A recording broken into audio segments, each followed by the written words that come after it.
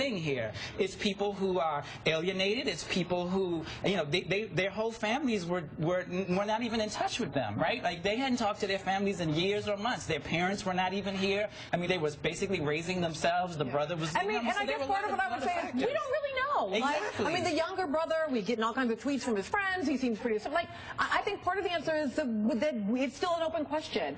But it does worry me when, even as we still have these open questions, we are already beginning to talk about it as a policy matter. Well, see, that's the important point here, because they don't have the privilege of being anonymous. They don't have speaking of people of color or other minorities.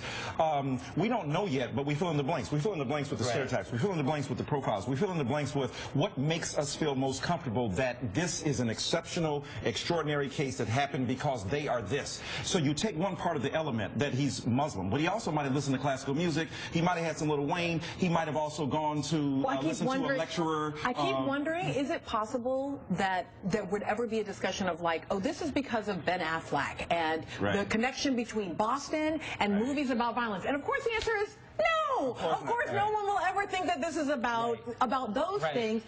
But at the same time, there's something, I appreciate the way that you frame that as the one drop, like, because given that they're Chechen, given that they are literally Caucasian, our very sense of connection to them is this framed up notion of like Islam making them into something that is non-white. Well, it is not us. I mean, the point is that it's important to say that's not us. You know, when this is not American, this is not who we are, because we couldn't potentially do what they did. But if they're more like us, the point you were making earlier, if they're just like us, they grew up in the same neighborhoods, they listen to the same kind of music, they talk to the same kind of people, it's scarier, because then what has metamorphosized here to become who they are? What evil lurks among us? And so we want to demonize the other. We have to distance it from the dominant culture. And we did this on Columbine, right? So, I mean, as much as we've talked a lot about race and ethnicity and religious identity, the other thing we did was when, in the Columbine case, we decided it was going to be goth kids or kids who, you know, presented as alienated. And of course, the vast majority of alienated adolescents